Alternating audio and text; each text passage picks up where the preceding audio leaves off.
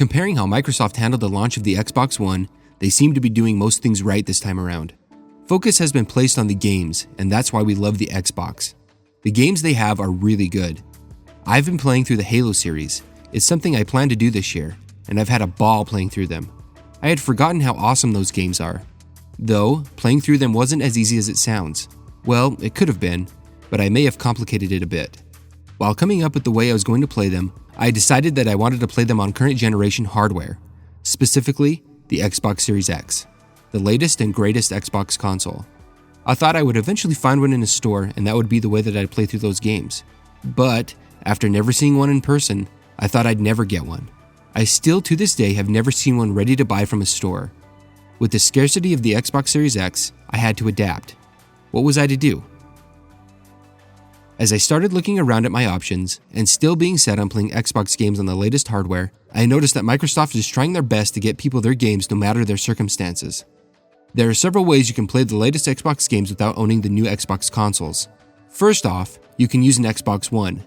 As of the recording of this video, there are no Series X exclusives. All current games can be played on your old machine. But if you're like me, you probably want to play those games on the newest system. It has the benefit of being faster and has better graphical abilities. In all reality, graphics don't really matter. If the game is good, it will be good no matter what it looks like. That's why I can't shut up about all these old games.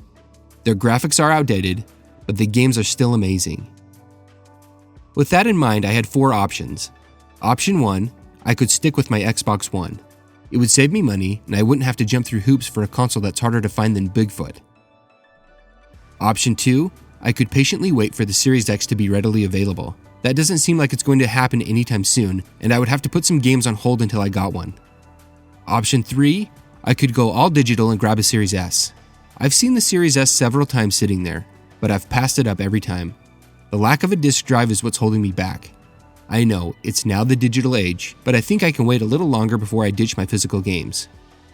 Option number 4, I could use my PC. It's capable of playing the latest games. And yeah, I'm fully aware that this would be an all-digital solution like the Series S, but my PC is a more capable machine, which would give me a better experience, something closer to the Series X. And this is what I eventually decided to do. I even went out and bought a new computer for this exact thing. And just like everything in my life, right after I opened my new PC and got it all set up, I happened to score a Series X online. Though I wasn't too heartbroken over it. I also got the PC to edit videos and use for work. So why did I decide to buy the Series X after making up my mind and buying a new gaming PC? Well, it all comes down to the PC itself. Now that I don't have to use it as a primary gaming machine, it's extremely efficient for all the other things I use it for. It would still probably be efficient even if I gamed on it regularly, but now I don't have to worry about it. Another reason I got the Series X is to save on hard drive space. Making videos takes up a lot of hard drive space. Adding games on top of that takes space away from my video and work production. Having to fumble with external hard drives is already a headache with the video work I do. I did put 2 1TB solid-state drives in this laptop, so space hasn't been an issue yet. But these video files are big and quickly fill up hard drives. The biggest reason I decided to grab the Series X is to have my gaming separate from where I work. Having that time away from my desk to play is really important to me. Yeah, I know I can always take my laptop to a different room, but now I don't have to. I have a console solely dedicated to gaming, and it's fantastic. I'm currently playing through Halo 5 after completing the first 4 Halo games on the Series X. I played through Halo Reach on my PC and parts of Halo Combat Evolved and Halo 2 just to see how it would look and play compared to the Series X.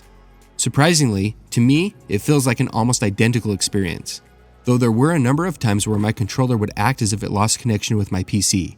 I ended up plugging it in and the problem stopped. This is most likely a problem with my Bluetooth connection on my PC because I've never had a connection issue with my Series X. Other than the controller issue, the only other complaint I have about playing Xbox games on my PC is the sound of the fan. That thing gets spinning fast and loud. Compared to the Series X, the PC sounds like it's going to start hovering like a drone. The Series X is unbelievably quiet. I can barely hear it. I love that Xbox decided not to mess around with the heat this time around. The entire top of this thing is a fan, and I love that. I'm always worried about how my consoles are cooled ever since my Xbox 360 red ringed. If you experienced the red ring, you know how frustrating that was. Xbox learned from that mistake, and it's great to see that this kind of engineering is being implemented into their latest console. and I love the green that shows through the holes where the fan is. What an awesome touch. Another thing I love about the Xbox Series X is how it handles downloads. Because I'm one of those losers who lives in one of the non-colored areas they show on the maps on the phone commercials, it takes me a long time to download games. I mean a long time, sometimes days. So I was happy to see that the Series X downloads games while it's idle. It looks like it's going to sleep, even turning off the light on the power button, but keeps downloading in this mode. I only discovered this by putting my hand on the top of the console where I could feel a little bit of the air flowing past it. Again, the fan was spinning, but I couldn't hear it. I'm sure my PC has this ability, but I haven't figured it out. The console design is fantastic. It's minimalistic, but I like that. Xbox consoles have generally looked really nice. Even looking at the original Xbox One isn't as bad as I think people remember it. It's super clean and isn't distracting. It's big, but looks nice. As I said earlier, I've been playing through all the Halo games since I played through Halo Infinite. Some just on my Series X and others on the Series X and PC. They compare very well against each other. But which way do I prefer to play my games? I'm kind of stuck in between the two. I found that I'm more inclined to play on my PC because it's so convenient. If I have a break in work, I just grab a controller and head to Game Pass. It's scary how convenient it is to play on a PC.